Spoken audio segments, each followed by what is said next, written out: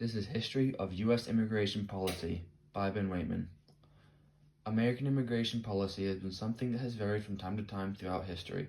Before America existed, we had the early colonial period, a time which saw many Europeans move across the Atlantic Ocean to the American continents. People from nations like England, France, Spain, the Netherlands, and those of German and Scots-Irish descent all moved across the Atlantic Ocean in this time period. Among these, English people were the most fervent movers. In the decades prior, the Spanish had been establishing many colonial holdings in the New World. In 1585, Sir Walter Raleigh was tasked by Queen Elizabeth I, who was keen to get in on the action of colonization, to set up their own holdings in the New World. He was successful in establishing the colony of Roanoke, but after the Spanish Armada came in 1588, he was recalled to England. Upon his return, he found the colony deserted, a mystery that still puzzles historians today. Roanoke symbolized the English ambition to move to America, something that would be seen in the following decades. However, the English would not be deterred from their ambitions. They would establish many more colonies throughout the 17th century.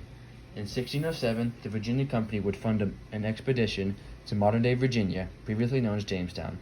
In 1620, the Pilgrims, after becoming dissatisfied with the Church of England, would sail to America and establish their own colony. In 1632, the English would charter the colony of Maryland under the leadership of Lord Baltimore.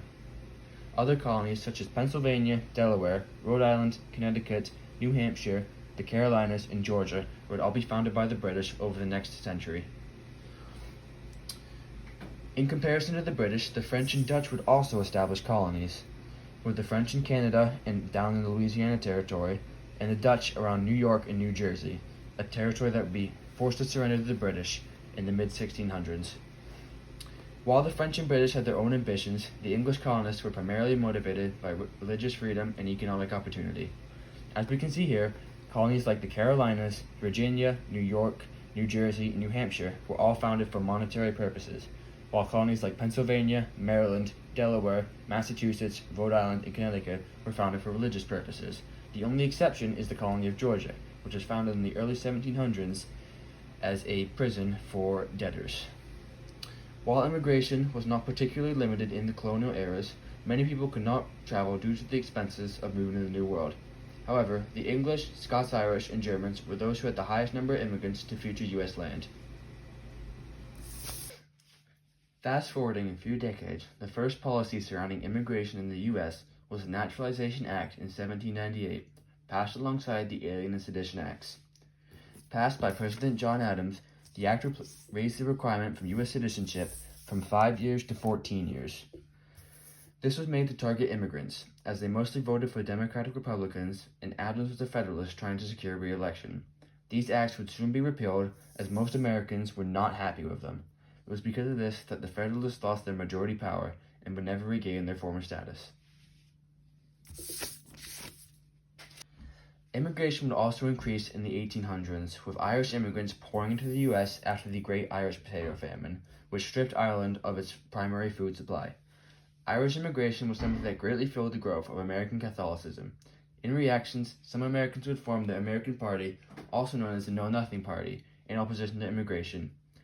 In the late 1800s, immigration surged again, with many of whom moved to America, sending letters back home to their families, explaining the prosperity of America. America would also see an influx in Asian immigrants, beginning during the California Gold Rush. One of the biggest policies on immigration would be passed in response to Chinese immigration, with the Chinese Exclusion Act. This prohibited all Chinese immigrants from entering the U.S., and also prohibited other East Asians, as many Americans at the time generalized East Asian identities, often failing to distinguish between different Asians.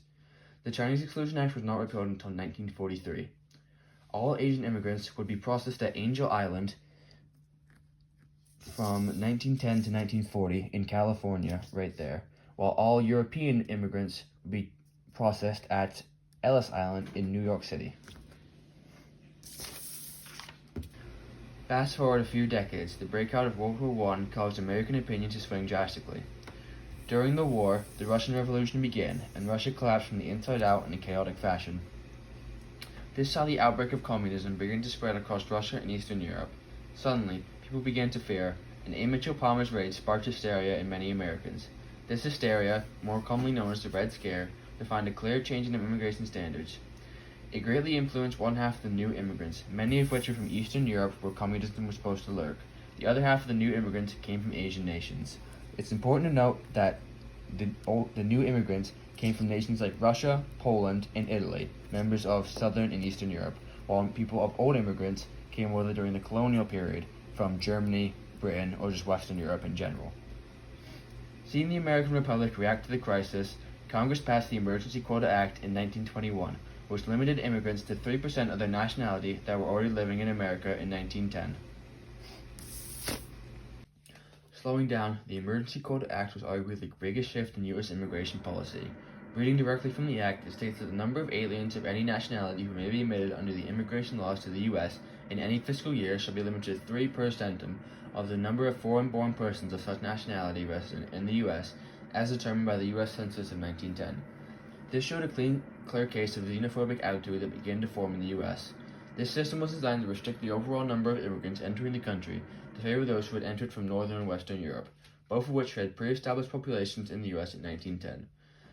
It severely limited immigration from Southern and Eastern Europe, regions that had more immigrants coming per year prior to the Act than those from the northwest section of Europe. For example, if there were 500,000 Russians living in America in 1910, only 15,000 could immigrate at a time. Those who wanted to immigrate to the U.S. were placed on the waiting list. Because of the small percentage allowed to immigrate each year, it sometimes took over a decade for immigrants to finally be allowed to travel to America. 3 years later, Congress passed the National Origins Act, which lowered the immigration percentage to 2% and changed the year from 1910 to 1890.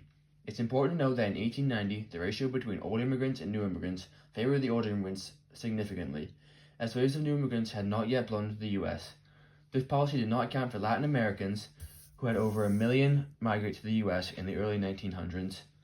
Around 40 years later, the Immigration and Nationality Act of 1965, during Lyndon B. Johnson's presidency, would overturn the previous quota systems, allowing the U.S. to consider immigrants based on skills and family relationships with U.S. citizens. From the relatively open borders of the colonial period to the restrictive quotas of the early 20th century, U.S. immigration policy has been shaped by fear, opportunity, and political pressure. Each wave of immigration has both shaped and changed American culture, and it's likely that American policy will be changed again in the future. American immigration policy is something that can never be set in stone, as history shows how it impacts us even to this day.